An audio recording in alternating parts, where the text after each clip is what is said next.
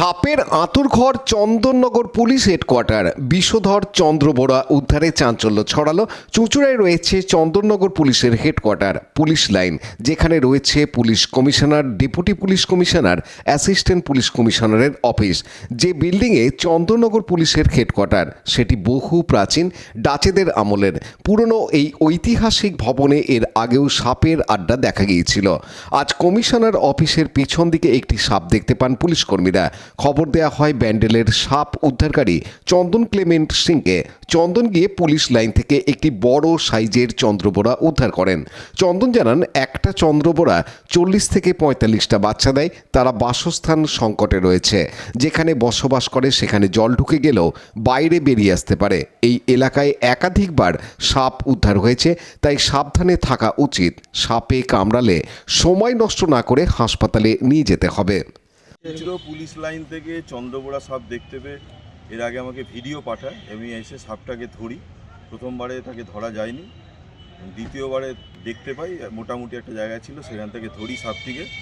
এবং এই সাপটি আমাদের এটা মফস্বল সব। এবং চন্দ্রবোরা কি করে না, ডাইরেক্ট বাচ্চা পায় এবং একটা ম্যাচিওর সাপ 40-45টা বাচ্চা পায়। এবং আস্তে আস্তে কী হচ্ছে, তাদের যে থাকার জায়গা, হ্যাবিটেট লস্ট করছে।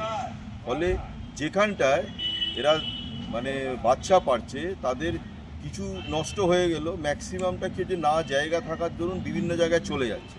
ফলে এই কোনোভাবে চলে এসছে। এবং এটাও হতে পারে যে সমস্ত জায়গায় তাদের বসবাস, কারণ সেই সমস্ত জায়গায় বর্ষাকালে জল ঢুকে যাচ্ছে, ড্রেনেজ সিস্টেম ভালো না, এবং তার জন্য হতে পারে সাপটা বেরিয়ে এখানে চলে আসতে পারে। এটাও তার কারণ হতে পারে। এবং সবচেয়ে বড় ব্যাপার, যে অঞ্চলে সাপ আছে দেখতে পেয়েছে এবং সেই অঞ্চলে, এবং এখান থেকে একাধিকবার সাপ পাওয়া গেছে, সেই অঞ্চলে অবশ্যই সতর্ক থাকা উচিত। এবং যদি কোনো কারণে কামড়ে দেয়, সেই জায়গাটা ইমোবিলাইজেশন, অর্থাৎ যেখানে কামড়েছে নড়াচড়া না করিয়ে যত তাড়াতাড়ি সম্ভব তাকে 4 চাকা গাড়ির অপেক্ষা না করে 2 চাকা গাড়িতে করে হসপিটালাইজড হতে হবে। এবং যত তাড়াতাড়ি সম্ভব চিকিৎসা হবে, তত তাড়াতাড়ি সুস্থ হবে। কারণ রুল অফ 100 অনুযায়ী 100 মিনিটের মধ্যে 100 মিলিলিটার এভিএস তার শরীরে ঢুকে যাওয়া উচিত। তারপরেও বিভিন্ন প্রবলেম অ্যারাইজ করতে পারে, তার জন্য সাইড বাই সাইড ট্রিটমেন্ট আছে। ফলে সময় নষ্ট করা যাবে না, হসপিটালাইজড হতে হবে।